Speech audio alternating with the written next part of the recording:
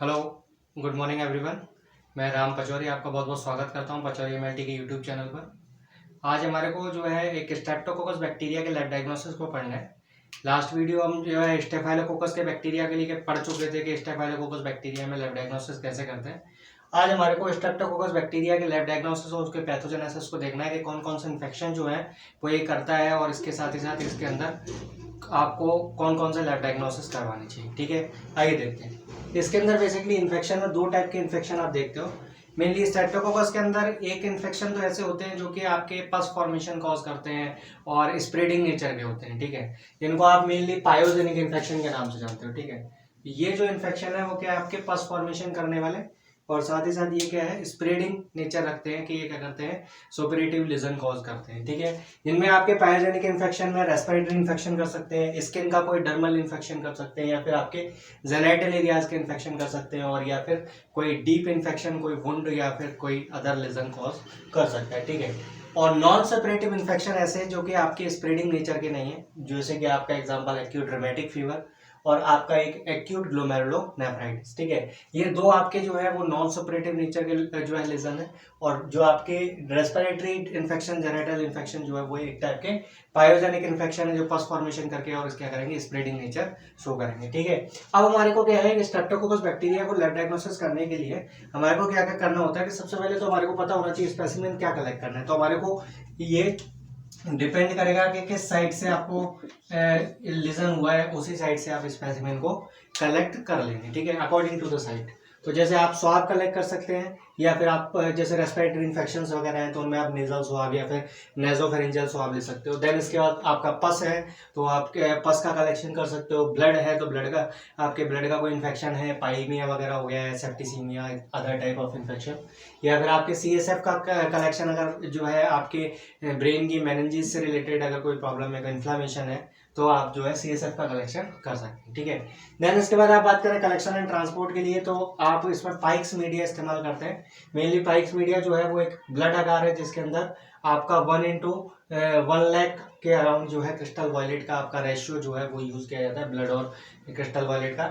या फिर आप जो है 1:16,000 आप जो है सोडियम एजाइड का रेशियो लेकर के ब्लड के साथ में आप यूज कर सकते हैं। ये आपका जनरल पाइक्स मीडिया है। इसके अलावा आप स्टुअर्ट्स मीडिया का भी यूज कर सकते हैं। ठीक है, देन इसके बाद आपका जो है ग्राम स्टेनिंग में जब आप इसके स्मीयर बना करके देखेंगे तो आपको ये ग्राम पॉजिटिव कोकाई होते हैं और ये आपको चेन में दिखाई देते हैं। तो आपका जो कोकाई है वो आपको इस तरीके से चेन में अरेंज दिखाई देगा। ठीक है, ये जबकि हमने देखा था कि स्टेफाइलोकोकस जो बैक्टीरिया था वो आपका एक ग्रेप लाइक क्लस्टर का फॉर्मेशन कर रहा था, जबकि जो स्ट्रेप्टोकोकस है वो आपके एक long chain like structure form करते हैं। ठीक है, इसके अंदर देखिए ग्राम पॉजिटिव कोकाई चेन में देखते हैं, और इसका जो इंपॉर्टेंस है वो आपके पस और CSF के स्पेसिमेन में जो है आपको स्मीयर प्रिपरेशन अच्छे रिजल्ट हमारे को देता है। ठीक है, अगर कोई रेजिडेंट फ्लोरा का इन्फेक्शन है उसमें आप इसमें एग्जामिनेशन करोगे तो वो हमारे लिए कोई ज़्यादा वैल्यूएबल नहीं रहने वाला। ठीक है, देन इसके बाद कल्चर की बात करें तो कल्चर में आप जो है ब्लड आगार पर आप इसका कल्चर करते हैं, तो 18 to 24 आवर के लिए आप 37 डिग्री सेल्सियस पर रखेंगे, और देन उसके बाद आप उसकी कॉलोनी फॉर्मिंग जो होंगी उस कॉलोनी फॉर्मेशन को आप चेक करेंगे, तो आपको जो है इस तरीके से आपको कॉलोनी है माइक्रोस्कोप में ग्राम स्टेनिंग के जरिए दिखेगी। और जो इसमें कैसी कॉलोनी आपको दिखती है मैं आपको एक फोटोज में दिखा दूंगा। ठीक है, देन इसके बाद आप हीमोलाइसिस देखेंगे तो ये बीटा हीमोलाइसिस शो करता है, और मेनली एनारोबिक कंडीशन में या फिर 5 to 10% CO2 में आपको हीमोलाइसिस देखने को मिलता है। देन इसके बाद आप कॉलोनी मॉर्फोलॉजी की बात करें, कॉलोनी किस टाइप की दिखेगी, तो मेनली जो है स्मॉल 0.5 to 1 mm की पिन पॉइंट कॉलोनी आपको दिखती है, वहां पर पिन हेड कॉलोनी स्टेफाइलोकोकाई में हमने देखा था। देन इसके बाद ये सर्कुलर लो कॉन्वेक्स होती है, और जैसा कि बताया बीटा हीमोलाइसिस जो है ये शो करती है, यानी कि कंप्लीट हीमोलाइसिस दिखा रही है। ठीक है, लास्ट वीडियो में मैंने हेमोलाइसिस तीनों टाइप के दिखा दिए थे, अल्फा बीटा और गामा हेमोलाइसिस किस टाइप से होते हैं। ठीक है, देन इसके बाद liquid medium like glucose broth के अंदर देखोगे तो आपको ग्रेन्युलर टर्बिडिटी, आपको ग्रेन्यूल्स के फॉर्म में टर्बिडिटी दिखेगी, साथ में पाउडरी डिपॉजिट आपको देखने को मिलेगा। ठीक है, ये आपका लिक्विड मीडियम हो गया। हैंगिंग ड्रॉप प्रिपरेशन में आप देखोगे तो हैंगिंग ड्रॉप प्रिपरेशन में ये नॉन मोटाइल बैक्टीरिया होते हैं, इनमें कोई मोटिलिटी नहीं पाई जाती। तो हैंगिंग ड्रॉप प्रिपरेशन आप करके देख सकते हैं, ठीक है। देन इसके बाद ये सारी चीजें हो गई। इसके बाद आप बायोकेमिकल रिएक्शन के जरिए भी आप इसको आइडेंटिफाई कर सकते हो। जैसे अपन ने देखा था कि स्टेफाइलोकोकाई को स्ट्रेप्टोकोकाई से डिफरेंशिएट करने के लिए कैटलिस्ट टेस्ट करके देखते हैं, तो आपका जो बायोकेमिकल रिएक्शन है वो स्ट्रेप्टोकोकस जो है वो कैटलिस्ट नेगेटिव देता है, वहीं स्टेफाइलोकोकस जो होता है वो कैटलिस्ट पॉजिटिव रिएक्शन देता है, ठीक है। इसके अलावा स्ट्रेप्टोकोकस के अलग अलग डिफरेंट टाइप ऑफ ग्रुप्स हैं, लाइक अपन बोलते हैं स्ट्रेप्टोकोकस की मोस्ट कॉमन स्पीसीज होती है वो स्ट्रेप्टोकोकस पायोजेंस होती है, बट इसके अंदर और भी अदर ग्रुप्स हैं, जैसे कि स्टेप ग्रुप ए है वो तो आपका पायोजेंस वाला हो गया। ये क्या होते हैं, जनरली सेंसिटिव होते हैं बेसिट्रेशन के लिए, तो आप एंटीबायोटिक पर जब आप इसको ग्रो करके देखोगे तो आपको जो है ये ग्रो नहीं कर पाएंगे, ठीक है। देन ग्रुप बी है, उसके लिए आप कैंप रिएक्शन लगा करके देखते हैं, ठीक है। और ग्रुप डी है, उसके अंदर आप हीट रेजिस्टेंट टेस्ट करवा करके देखेंगे, तो आप इससे जो है इनकी जो स्पीसीज है उनको डिफरेंशिएट कर सकते हैं कि कौन सा बैक्टीरिया जो है वो इस पर ग्रो किया है हमारे प्लेट पर, ठीक है। इनके कैंप रिएक्शन और हीट रेजिस्टेंस टेस्ट मैं किसी और वीडियो में आपको डिटेल में बता दूंगा, ठीक है।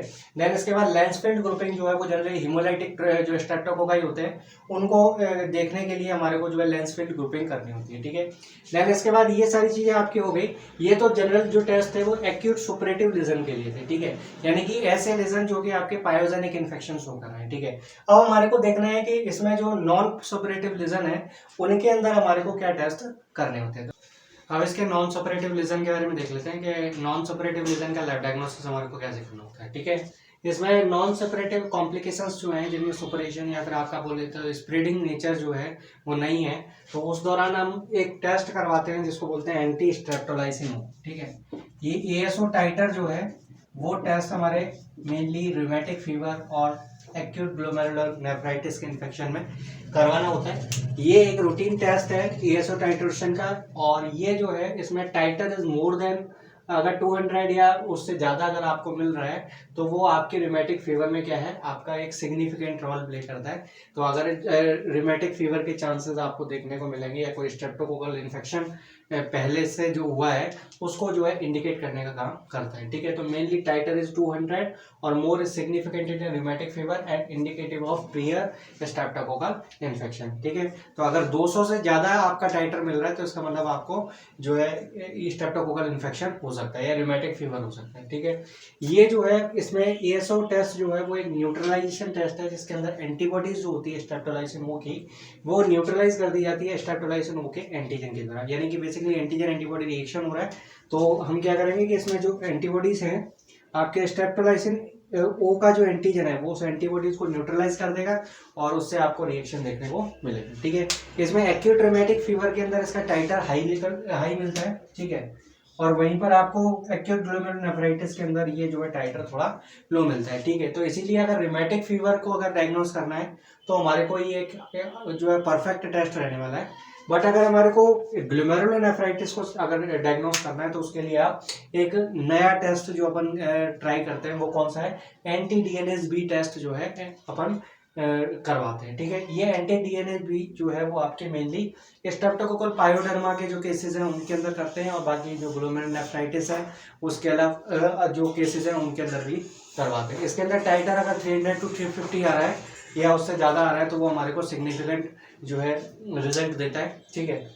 और मेनली जो ये टेस्ट है वो अपन स्ट्रेप्टोकोकल पायोडर्मा के केस में करवाते हैं, ठीक है। और बाकी रिमेटिक फीवर और ग्लोमेरुलर नेफ्राइटिस में रिमेटिक फीवर के लिए आपका ये जो एंटी स्ट्रेप्टोलाइसिन टाइटर जो है वो एक अच्छा टेस्ट माना जाता है, ठीक है।